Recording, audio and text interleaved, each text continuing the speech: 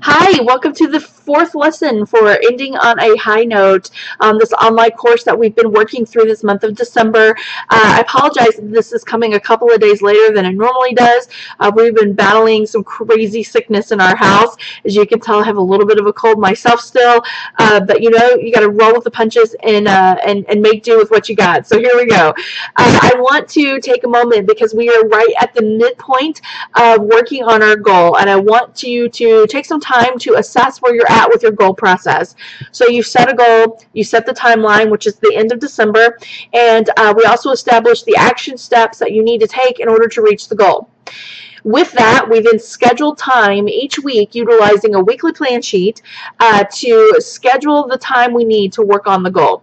And you had the decision on that as far as how much time you needed and how much time each week you were going to work on it. And so now we're at the midpoint. And this is a crucial part of goal setting. When you get to the midpoint of your goal is to assess where it is that you are at in the process. And if you continue doing what you've done so far, are you going to truly reach your goal at the end of the time frame? And so we're at the midpoint. So if you complete the activity that you've got set out so far, are you going to get there? This is when people usually give up the ghost and they say, no way, this is not going to work for me. And they throw their hands up in the air and they walk away. I encourage you to not do that. The point of goals is to first get something on paper and get going. People a lot of times don't set goals because they feel like whatever they put on paper, it isn't going to work, or it's a stab in the dark. They have no idea if it's actually going to do anything or if they're going to get any results out of it. And so therefore they choose to, not even set them because they don't know how to set them. They don't know how to visualize in the future. They need a crystal ball or a magic 8-ball to tell them, what's going on with their business. And, so we don't obviously have those resources. So a lot of times they just don't set goals because they don't know. Well, the truth of the matter is they're exactly right. You don't know. But if you set the goal, you start the progress, you start the work, and midpoint, you step back and go, okay, I kind of shot in the dark. I set a goal with the hopes that this is what I can do when I can do it. Now that I'm halfway there, am I getting there? Am I going where I need to go? Am I getting where I need to be? And so, now we're here. We're at the midpoint of December. Is your action steps, is your goal attainable by the end of the month? So I want you to take a look at, number one, the action steps that are left on your list of things to do. If you complete those action steps by the end of the month, will you reach your goal? Or are you kind of falling behind a little bit and you need to tweak those action steps in order to get where you want to go? Maybe you need to add to the action lists. Maybe you need to change them a little bit, tweak them a little bit. That's okay. That's what this evaluation part of this process is for, to be able to tweak those goals or tweak those action steps. The second thing is, once you've looked at the action steps and you're pretty confident that what's there will get you to the goal, the next step is, okay, how much time can I give to these action steps? Is what I've already planned to do each week and the time I'm devoting to this goal going to get me to the end? I have 10 action steps. If I schedule 3 hours a week to work on an action step, is it going to be enough time to get all 10 of those done? If not, then maybe you need to increase the amount of time you're going to work on those each week. And that's when you pull out your weekly plan sheet and you look at your schedule and you say, oh my gosh, this week I have 3 weeks or 3 nights that I'm not doing anything, and I can totally work on my goal these 3 nights. Or you can look at it and say, no way, Jose, I have no free time in my schedule this week or next week, and it's just not going to happen.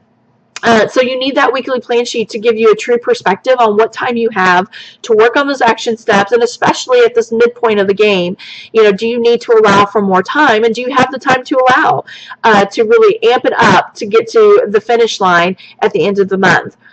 A lot of times people think, gosh, I'm not going to reach my goal, therefore they just throw their hands up and they give up.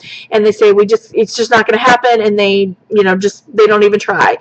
And so this evaluation process is important because you don't want to give up, and you're not wanting to just like throw your hands up and walk away. You do want a true picture on where you're at with your goal, but you want to make sure that you're adjusting your steps, you're adjusting your time, and to get to the goal, not giving up. That's not the word here. The word is to tweak and evaluate and turn it up if you need to turn it up. So the other thing that happens a lot of times with people and their goals, and the reason why people get frustrated with goals, is that they have a tendency to change the timeline that they're going to work on them. So we set a deadline that we want to get this done by the end of the year. It was a non-negotiable. We have to get this done. This has got to be done before the end of 2014. So that's our deadline. The process here is not to look at the goal and the steps and the time and all of that and go, I'll just move it to next month, or I'll just push it back a couple weeks. That's not the first answer. The first answer is, do I need to tweak my action steps? The second answer is, do I need to create more time to work on this goal? Only if those two things cannot be done, or only in those two questions and evaluation steps, do you look at it and go, I really have to have a couple more days. Do you ever then push the deadline? The reason for that is you will always use changing the deadline as your escape, as your easy way out, and you'll leave that deadline on the table, and it will just keep moving and moving and moving, and before you know it, a goal that should have taken 30 days or maybe 35 days has now become 3 months or 6 months or even a year sometimes. And all the other goals that you have in your life that you want to put down and you want to start working on, they all sit on the back burner until you can get this first one completed. So I really challenge you to not let that be your first fix. Don't let that be your first answer. Look at your action steps, make the changes there that you need, look at your time frame and the time that you're going to work on your goal. Give it more time if you need it, as far as give it more time each week within the already established time frame. So what I mean by that is from December 15th to December 30th, do you need to do more in that period of time each day or each week to get to your goal? And then if you realize that it's just really not going to happen, I mean, you're honest with yourself. Don't cheat yourself here. Don't lie to yourself. It's only going to hurt you. But be honest with yourself. Be honest with your schedule. And if you recognize that you just need another day or two, then it's okay to give yourself that deadline push and bounce it back a day or two. So I want you to spend some time today or tomorrow doing that. And then I challenge you to go to the online forum. It's at the website revisionforwomen.net. High Note forum, and the password is in your email. Go there, and I would love for you to tell me how you're doing, and if you made some changes, what they were, and how you feel like you're coming along on that goal that you've set for the month. The other thing I want to tell you really quickly is that, excuse me, we are going to spend the next couple of videos answering the questions that you kind of put in your registration form when you listed the things that you need to do in order to kind of hit your goals by the end of the month or end of the year. So I want to address some of those and make sure that we're talking about some of the real concerns that you have. With that being said, not every video may specifically pinpoint the thing that you had a question about or the thing that you were trying to tackle, but I guarantee you'll probably learn something. So stay tuned to those, watch those, and hang on to them. You might want to save them in your email because it might be something worthwhile for you in the future to come back and refer to later. If nothing else, it'll be a good checking in point. So we can keep talking about this goal process. So make sure you still take time to watch those videos.